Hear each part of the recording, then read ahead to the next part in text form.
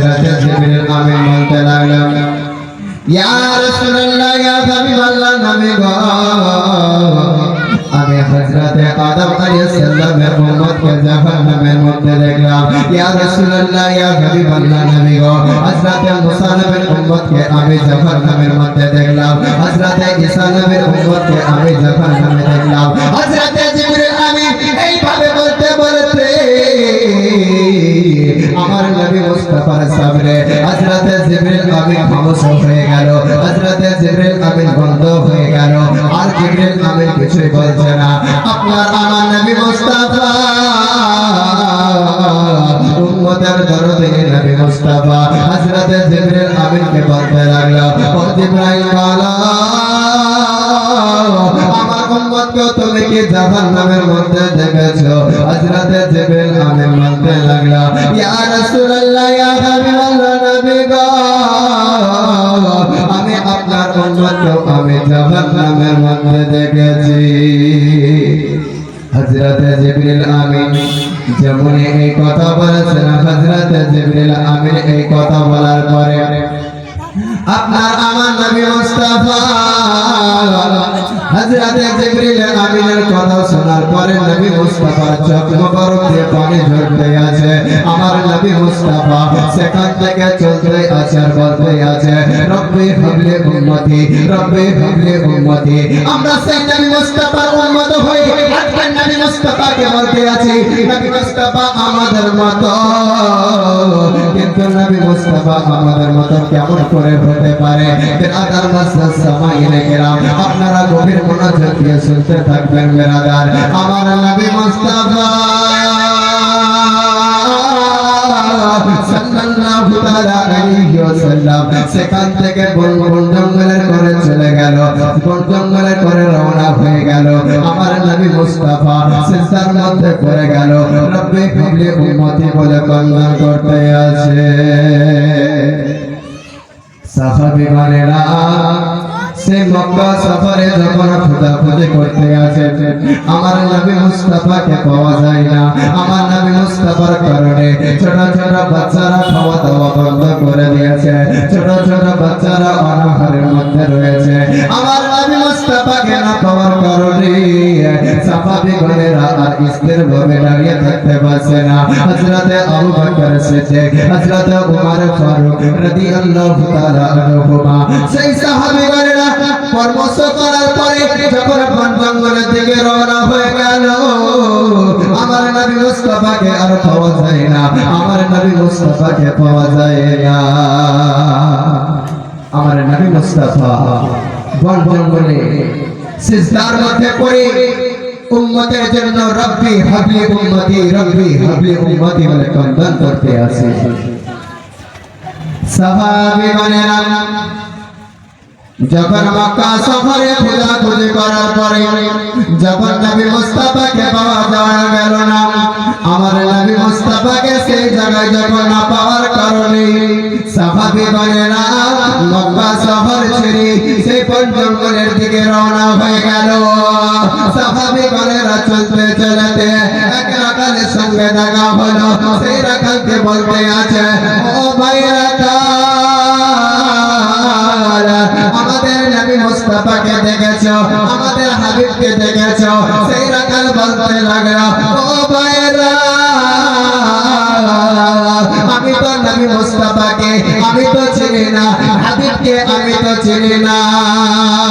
তখন সেই রাখাল বলতে লাগলো ও ভাইরা শোনো শোনো ওই যে তোমরা পাহাড় দেখতে পাচ্ছ সেই পাহাড় থেকে সেই গভীর কান্নার আওয়াজ আসতেছে যেই দিন থেকে আওয়াজ আসতে আছে সেই দিন থেকে আমার ছাগলগুলো চরানো বন্ধ করে দিয়েছে আমার নবী মুস্তাফা বন জঙ্গলে হাজির হয়ে যখন কন্দন করতে আছে রব্বি হাবলি উম্মতি সেই রাখালের ছাগলগুলো নবী মুস্তাফার কান্নার আওয়াজ শোনার পরে সে নিজের খাবার বন্ধ করে দিয়েছে সেই নবী মুস্তাফাকে আজ আমরা চিনতে পারছি না বিরাদার মাসাস সামাইনে কেরাম সাহাবীগণেরা তখন রাখালের কথা শোনার পরে তখন বন জঙ্গলে চলে যাওয়ার পরে আমার নবী মুস্তাফাকে দেখতে আছে সিজদার মধ্যে রওনা হয়ে আছে।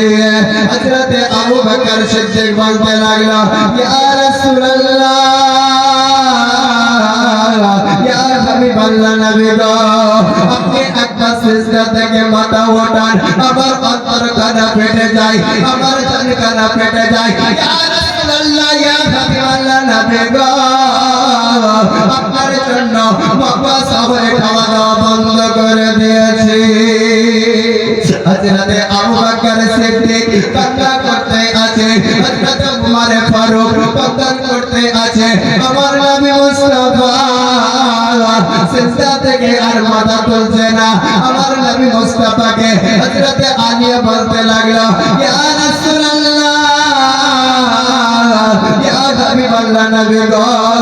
আপনার কারণে আজকে আমরা 3 দিন থেকে আমরা কোনো খাবার পান করিনি। ইয়া রাসূলুল্লাহ, ইয়া হাবিবাল্লাহ, নবী গো,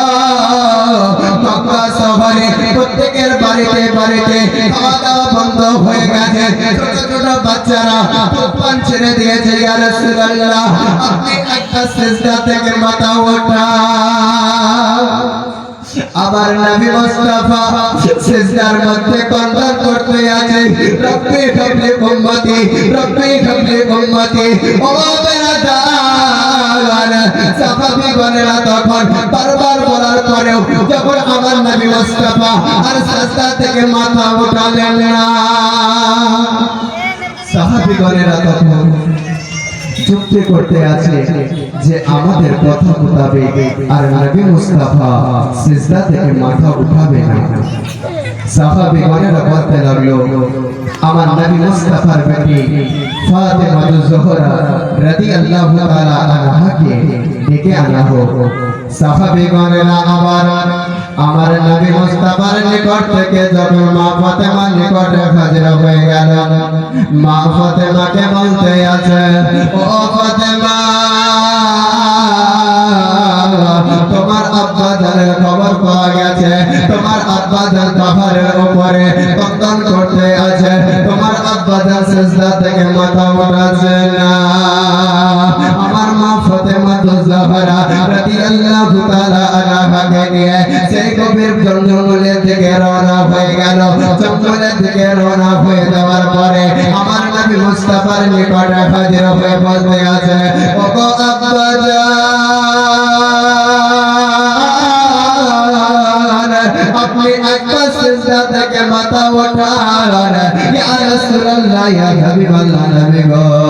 আপনি একটা সিজদা থেকে মাথা ওঠান। মা ফাতেমা যখন বারবার বলতে আছে, আমি বলতেছিলাম, মা ফাতেমা জোহরা রাদিয়াল্লাহু তাআলা আনহা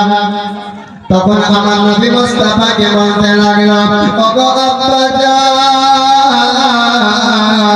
আপনি একবার সিজদা থেকে মাথা ওঠান, আপনি একবার সিজদা থেকে মাথা ওঠান। ইয়া রাসূলুল্লাহ, আপনার কারণে মক্কা শহরে ছোট ছোট বাচ্চারা খাওয়া দাওয়া বন্ধ করে দিয়েছে। ইয়া রাসূলুল্লাহ, ইয়া হাবিবাল্লাহ, নবী গো, আপনি একবার সিজদা থেকে মাথা ওঠান। আমার মা ফাতেমা জোহরা রাদিয়াল্লাহু তাআলা আনহা যখন নবী মুস্তাফাকে বারবার বললেন, নবী মুস্তাফা সিজদা থেকে মাথা উঠালেন না, তখন মা ফাতেমা বলতে লাগলো, ইয়া রাসূলুল্লাহ, ইয়া হাবিবাল্লাহ, নবী গো, আপনি যদি সিজদা থেকে মাথা যদি না উঠান, কিয়ামত আসার পূর্বে আমি এক্ষুনি কিয়ামতে ডেকে নিব। যেমন মা ফাতেমা জোহরা রাদিয়াল্লাহু তাআলা আনহা এই কথা বললেন, সঙ্গে সঙ্গে আমার নবী মুস্তাফা সিজদা থেকে মাথা উঠিয়ে নিলেন। জোরে বলেন সুবহানাল্লাহ।